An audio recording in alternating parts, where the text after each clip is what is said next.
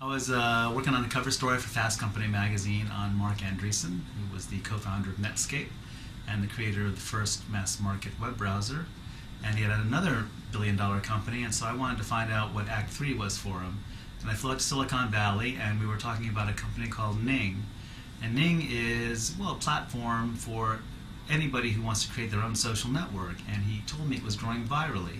And he used this term called viral loop. And I'd never heard that expression before, and then he explained that a viral loop is when a company grows virally, user to user, when the users spread the product, and it's etched into the business plan. And some of the most iconic companies of our time, from Facebook to Twitter to MySpace to Friendster to LinkedIn, were all viral loop companies, and I thought I'd never heard of this. So when I left Silicon Valley, I flew back home and I started floating that term by other reporters I knew and people in tech, and none of them had heard the term either. And I realized that it was something that was right under our noses, but that we didn't really know about. The best kind of virality you can have is to use a product, you have to spread it. And so if you take Facebook, for example, what's the sense of being on Facebook if none of your friends are on Facebook? So you have a vested interest in attracting people to Facebook. Or if you're, Skype is a great example because, Skype offers you free phone calls anywhere in the world. That's a pretty compelling value proposition. But, the thing is you have to download some software and buy a headset. And how do you get people to do that? Well, if I want to talk to my grandmother in Russia and I want to get free phone calls, I tell her, hey, Grandma, you got to download this software application and you have to buy a headset. And so I have a strong inducement to do that because I get free phone calls. And so to use Skype, I need them to actually spread Skype. And so it's a win-win for everybody. Hotmail was a viral success because they were the first webmail application. And so they put a viral tag in every email. Set up your own free email at Hotmail. And because every email that was sent had this advertisement, they were getting loads and loads of people signing up, and it grew virally. Tupperware is a viral loop company because they had these party plans, and so if I want to sell Tupperware, I would go to a friend of mine, someone in my social network, so to speak, and I'd say, hey, I want to throw a party and sell Tupperware. Will you help me out? And of course, they're friends, so they'll do it. And so they'll invite 10 of their friends or 20 of their friends to come over, and I would sell a lot of Tupperware because it's a trusted environment, not unlike Facebook. But not just that, out of those 20 people, maybe 2, 3, or 4 people would actually also allow me to throw a Tupperware party. And so it grows virally. And so I'll throw another Tupperware party at a friend of a friend's place, and then that person will invite 20 more people. And of course, of those 20 people, 2, 3, or 4 people will allow me to throw another party. And so it grows virally, and Tupperware grew into $1 billion company. And in fact, the revenues today are like $2.4 billion or something like that.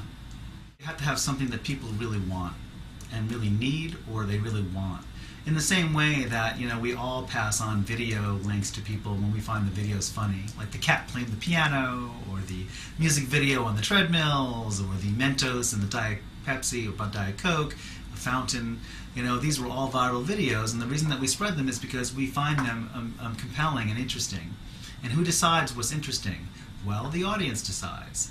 And so in the same way that a video goes viral, we spread it because we like it, we also do the same thing with products.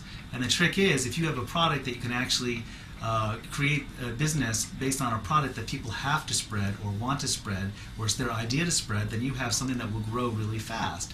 And so typically a viral loop company like Hotmail or Facebook or Twitter or LinkedIn or any of the other viral loop companies I write about, they grow incredibly fast. They have tens of millions of users within the span of, let's say, 18 months or 2 years. Sometimes companies seem to have hit saturation, but they haven't.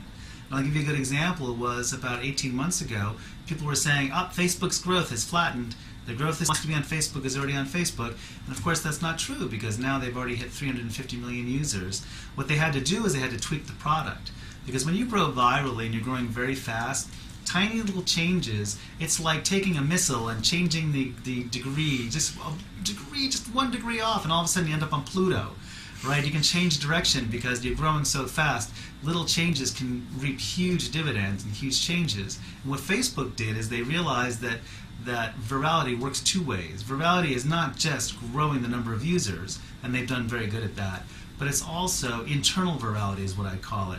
You have to make more interaction between the users on Facebook, and that's what they did. They found little ways to keep people more in touch. For example, if you're on Facebook today, they might send you a reminder, hey, you haven't talked to Jeb in a long time, why don't you send him an instant message? Or, hey, Dave knows Allison, maybe you should know Allison too. And those little changes actually help Facebook get back on track and grow incredibly fast. And now, I mean, like basically 1 year ago, MySpace and Facebook had about the same amount of traffic. And today, Facebook's traffic is almost 3 times MySpace's traffic.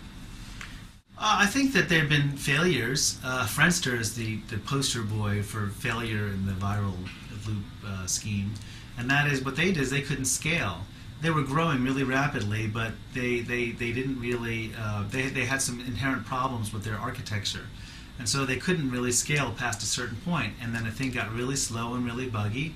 And they coupled that with problems of content, where the founder of the company was really adamant about a certain quality of photos and not having risque photos, and he was policing it kind of in a heavy-handed way. And so users left and they went to Facebook. Or they went to MySpace, they went somewhere else, because inherently users can go somewhere else. You're only one click away from something else online, and so you have to retain their interest and give them something of value in return. And you can alienate your users. In the case of Facebook, yes, they've been all this hue and cry over privacy issues, and I know some people are very concerned about that, but I suspect that the vast majority of Facebook users don't really care.